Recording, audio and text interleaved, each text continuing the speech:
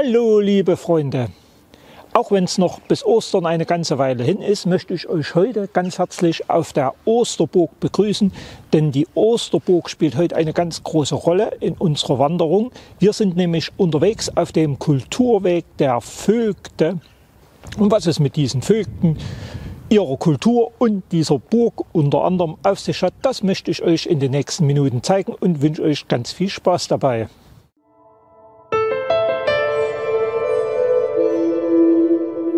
Über das Geschlecht der Reußen und das Vogtland hatten wir ja bereits am Weißen Kreuz bei Greiz gesprochen. Ein weiterer idealer Einstiegsort, um sich mit der Materie etwas näher zu beschäftigen, ist beispielsweise Wünschendorf an der Elster.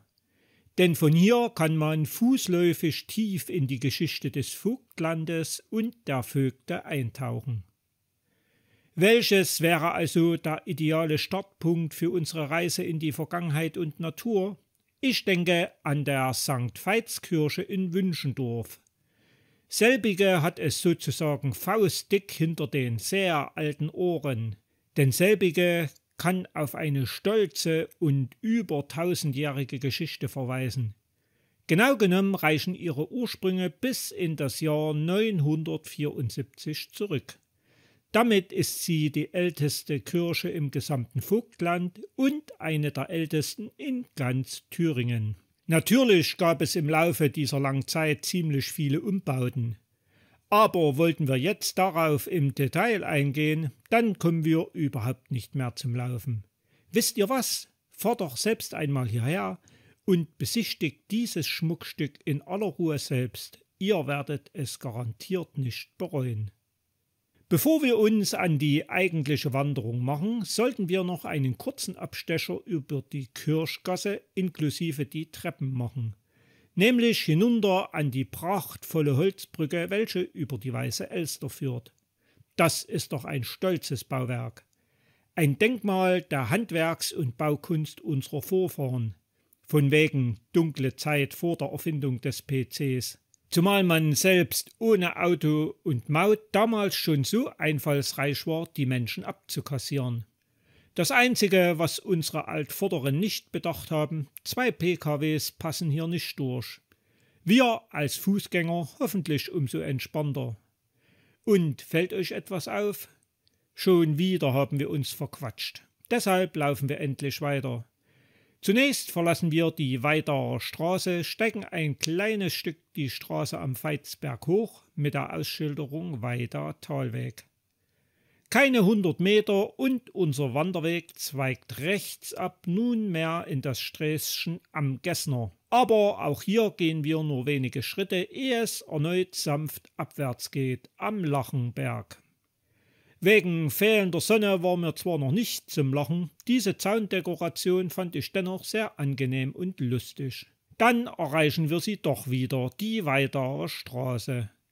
Überqueren das liebliche und namensgebende Flüsschen die Weida und lesen am Wanderschild, unser nächstes Zwischenziel ist nur noch 400 Meter entfernt. Tatsächlich. Nur wenige Schritte und wir erreichen die alten Umfassungsmauern bzw. die erste imposante Tür, schließlich nicht zu übersehen und deutlich genug ausgeschildert, links die Einfahrt zu Kloster bzw. Schloss. An dieser Stelle tut sich die erste Frage auf: Kloster und Schloss Mildenfurt? Dieses altehrwürdige Gemäuer, welches so lange vom Künstler Volkmar Kühne genutzt wurde, und sich heute im Besitz der Stiftung Thüringer Schlösser und Gärten befindet, kann durchaus über eine sehr wechselhafte Geschichte verweisen. Die Wurzeln sollen bis ins frühe 12. Jahrhundert zurückreichen und von Heinrich II., einem der Vögte von Weida, auf dessen Spuren wir heute unter anderem wandeln, als Kloster, angeblich für einen aus Unachtsamkeit begangenen Brudermord gestiftet wurden. Wie nicht unüblich versank nach der Reformation der Stand des Klosters und ein gewisser Mattes erwarb 1544 die Gemäuer und begann diese zum Schloss umzubauen. Viele Schlossherren kamen und gingen.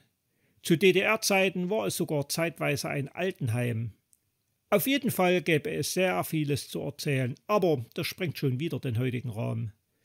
Schauen wir uns also noch kurz in der Nachbarschaft um beim zeitweisen Nutzer Volkmar Kühn, welcher nunmehr in unmittelbarer Nachbarschaft zum Mildenfurter Klosterensemble aus einem ehemaligen Getreidespeicher eine Ausstellungshalle für seine Werke und die seiner Frau schuf. Im Juni 2022 wurde diese Kunstspeicher Mildenfurt genannte Einrichtung eröffnet. Damit zunächst genug fürs Erste hier. Unsere Wanderung ist zwar nur reichlich 11 Kilometer, es gibt jedoch noch genügend Interessantes unterwegs anzuschauen. Auf dem Hinweisschild schlau gemacht gehen wir weiterhin zu unserem anvisierten Ziel der Osterburg bzw. Weida. Dazu gehen wir durch das umliegende Gelände hindurch, doch bevor wir abbiegen, gönnen wir uns noch einen Blick auf die liebliche Weida. Satt gesehen geht es weiter auf diesem schmalen, dammähnlichen Weg der Stadt der Vögte entgegen. Die Weida immer mehr oder weniger im Blickfeld. Die Bilder sagen es ja. Die Jahreszeiten meiner Wanderung ist nicht wirklich optimal gewählt. Viel Fantasie gehört jedoch nicht dazu, sich vorzustellen, wie schön es hier zu anderen Jahreszeiten ist. Beispielsweise im Frühjahr, wenn alles erblüht.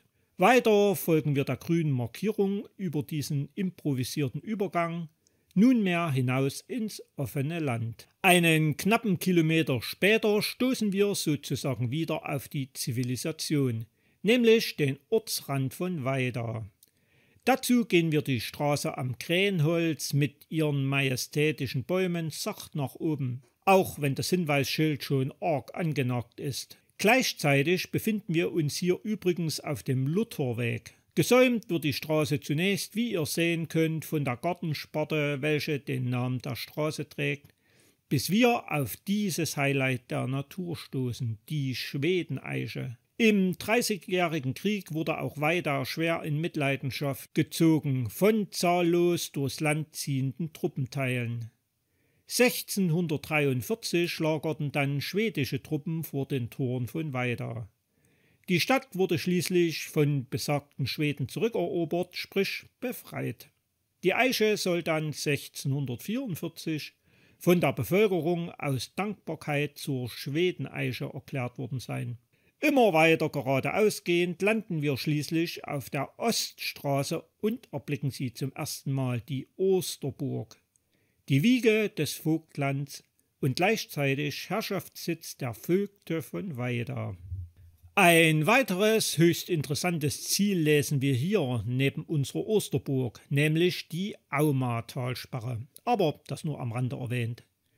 Wir gehen weiter hinunter an die ziemlich stark befahrene Bahnhofsstraße, welche gleichzeitig B92 als auch B175 ist. Gedanken müsst ihr euch deshalb nicht machen, höchstens wie wir drüber kommen. Haben wir das geschafft, müssen wir an dieser Straße nicht in die Stadt hinein, sondern gegenüberliegend am Hinweis Forstamt, welches bereits von Weitem zu erkennen ist, das Dornengässchen in himmlischer Ruhe nach oben. Im weiteren Verlauf des Weges wird uns auch die angenehmste und sicher eine der ruhigsten Seiten von Weida präsentiert. Über die Bergstraße, Rudolf-Alander-Straße, queren wir die Bahnstrecke der Elstertalbahn, bekommen einen weiteren spannenden Blick auf unser Ziel, die Osterburg, und werden über die Friedhofsstraße vorbei am Friedhof geleitet. Das klingt kompliziert. Keine Angst, zum einen ist die Beschilderung sehr gut, zum anderen, wer sich nicht sicher fühlt, der kann wie immer die GPS-Daten mittels der Links zu Autoactive und Komoot gern herunterladen. Ihr findet diese wie üblich unten in der Beschreibung des Videos. Seht ihr, schon biegen wir in die Friedensstraße ein und die immer näher kommende Osterburg sieht doch wirklich verlockend aus. Oder wie denkt ihr drüber? Vorbei am Haltepunkt Weida West gehen wir weiter besagte Friedensstraße, Clara-Zetkin-Straße nach unten, ehe wir letztlich über die zum Glück ebenfalls nicht stark befahrene Neustädter Straße gehen. Auf dieser überqueren wir den zweiten Weidaer Fluss, die Auma. Schließlich in die alte Aumarer Straße abzubiegen, ist da beinahe naheliegend. Wenige Schritte und die prachtvolle Osterburg thront über uns. Steigen wir also hinauf und schauen sie uns an, die Wiege des Vogtlandes. Wobei ihr es nicht versäumen solltet, noch einen Blick hinunter auf das Städtchen zu werfen.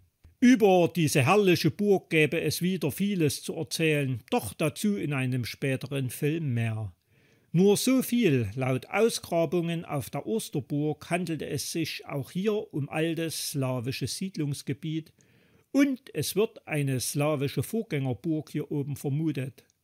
Letztlich trat Heinrich I. auf den Plan und legte zwischen 1163 und 1193 den Grundstein für die heutige Osterburg. Bis zum Beginn des 15. Jahrhunderts war dann unsere Höhenburg Stammsitz der Vögte von Weida. Im späteren Verlauf spalteten sich die Vögte von Gera und die Vögte von Plauen, Herren des nach ihnen benannten Vogtlands und schließlich das Fürstenhaus Reuß ab.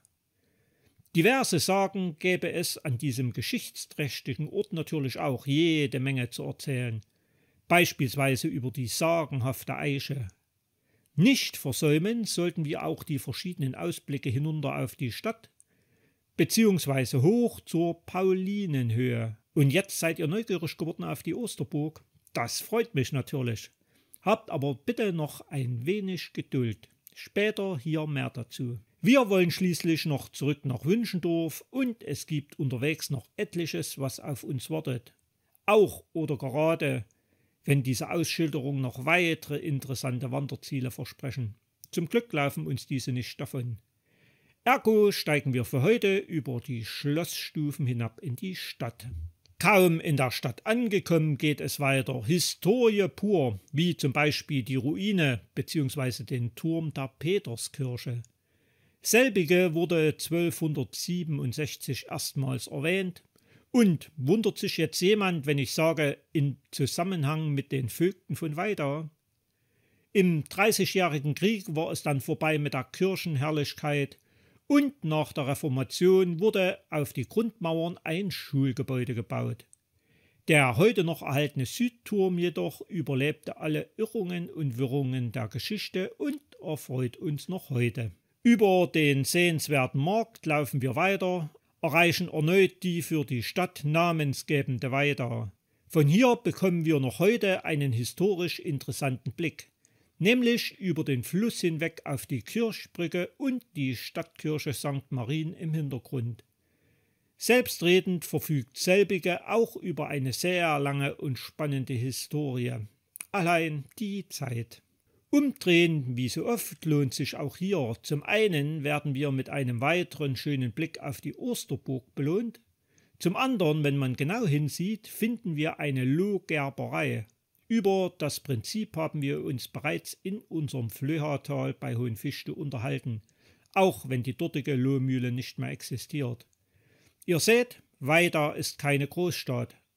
Aber langweilen muss sich hier kein Mensch, wenn man sich für Geschichte interessiert. Aufgepasst ist jedoch die Devise an der Ecke Brüderstraße-Kirchberg.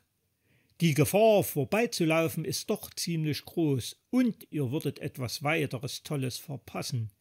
Denn nur wenige Schritte und die Wiedenkirche, oder besser gesagt, die Ruine, welche noch vorhanden ist, rückt in unser Blickfeld. Zu dieser vermutlich um 1190 errichteten Kirche gäbe es erneut so vieles zu erzählen, deshalb hier nur eine Kurzfassung. 1504 zerstörte ein Brand dieses imposante Gebäude. In der Folge kam es glücklicherweise zu einer notdürftigen Wiederherstellung, um eine weitere Nutzung für Gottesdienste zu gewährleisten.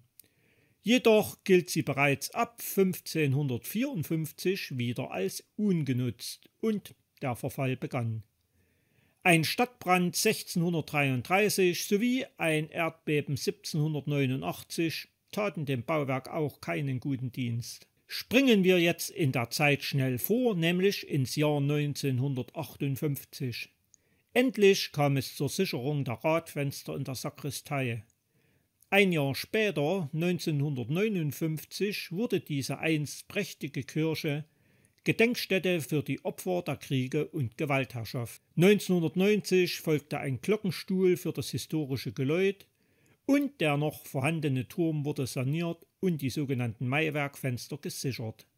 Endlich 2002 fanden in der Wiedenkirche wieder kirchliche und künstlerische Veranstaltungen statt. Ein höchst interessantes Fresko, nämlich der Marientod zu Weida, wurde jedoch bereits 1934 in die Marienkirche verlagert.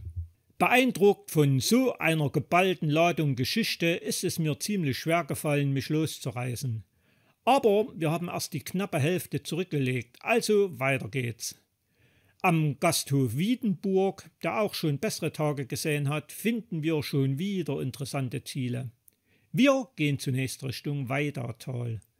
Dazu biegen wir links in die Rudolf-Breitscheid-Straße ein, welcher wir zunächst ein Stück folgen, fangen dabei einen weiteren Blick auf die Burg und vor allem auf die interessante Kammerer-Turnhalle ein.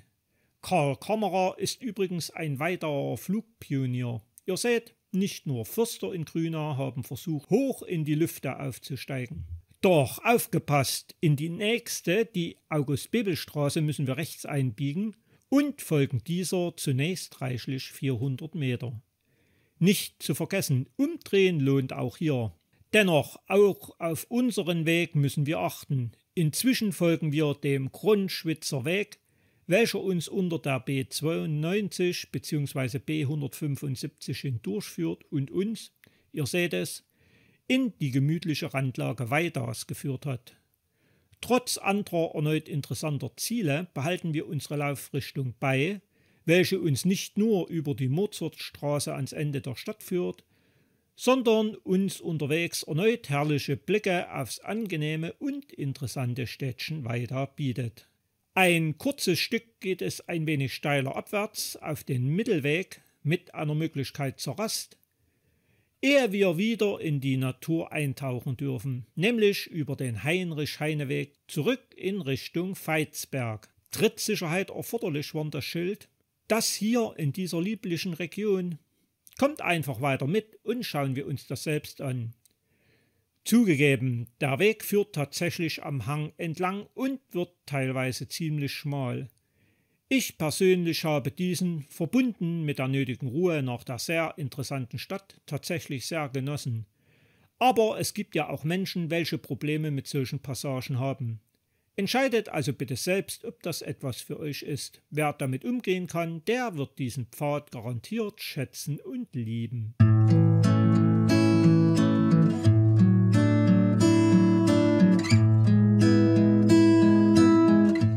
Irgendwann erreichen wir jedoch wieder normalen Hochwald, gehen diesen noch einige 100 Meter, ehe in der vor uns liegenden Senke eine weitere Entscheidung ansteht. Geradeaus wäre der direkte Weg zurück nach Wünschendorf. Biegen wir jedoch rechts ab. Den Elsterperlenweg dürfen wir zwar einen Bogen schlagen, aber die Macher der heutigen Tour haben sich bis jetzt vieles gedacht. Folgen wir ihnen also auch hier zunächst die kleine Steigung hoch. Über Felder, welche bei dieser Jahreszeit nicht unbedingt fotogen sind, welche ich dennoch genossen habe wegen der wohltuenden Weide und zunächst dem Elsterperlenweg folgend. Irgendwann kommt, was leider oft unvermeidlich ist, wir landen erneut auf Asphalt, nämlich der Straße am Veitsberg, am Ortsrand von Wünschendorf. Selbige ist zum Glück wenig befahren, so gehen wir ohne Stress der Ausschilderung Neue Mühle, übrigens auch ein lohnenswertes Wanderziel, folgend. Keine 200 Meter und wir landen am Friedhof. Ich weiß, ihr seid jetzt furchtbar traurig, weil wir damit gleich am Ziel, nämlich der St. Veitskirche sind. Aber wisst ihr was? Schlagen wir doch noch einen kleinen Bogen und dazu folgen wir rechts dem kleinen Fußweg an der Friedhofsmauer vorbei, über die Wiese mit einem schönen Blick hinunter auf Wünschendorf und dann geht's abwärts. Dabei finden wir interessante Bänke, beispielsweise die Sonntagsbank vom Pfarrer oder man soll es nicht glauben, diese gebührenfreie Bank. Na, wenn das nichts ist.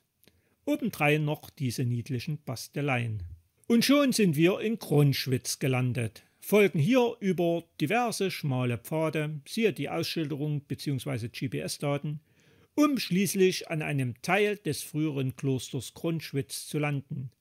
Ganz konkret handelte es sich hier um das frühere Gästehaus des Klosters, welches seit 1570 als evangelisches Pfarrhaus genutzt wird. Aber nicht nur dieses altehrwürdige Gemäuer ist spannend, diese Hinweisschilder sind es doch auch, oder? Doch diese heben wir uns lieber für später auf, wenden uns heute um und gehen noch einmal zurück in Richtung Weiße Elster und entdecken schließlich die letzten Reste des alten Klosters, über welches ich erneut einen ganzen Abend reden könnte. Doch einmal hier unten gelandet, gehen wir noch die wenigen Schritte an die Elster, denn sehenswert ist diese ja wirklich, oder? Wer möchte, der kann sich natürlich auch noch im Klosterhof verwöhnen lassen oder gar übernachten. Das wollt ihr nicht? Okay. Dann ist es Zeit für den Rückweg an unser Ziel. Also zurück über diese angenehmen Gassen und wie das Schild uns rät, Dingen auf. Klar, runter geht's immer einfacher, aber so steil und hoch ist es nun auch nicht. So landen wir wieder auf unserer Wiese und erreichen erneut vorbei am Friedhof die Straße. Hier warten lediglich noch 400 Meter Asphalt auf uns und haben am Ziel angekommen nicht nur reichlich 11 Kilometer durchs Thüringer Vogtland zurückgelegt, sondern mit Genuss tief in der Historie der Weidarer Vögte geschnüffelt.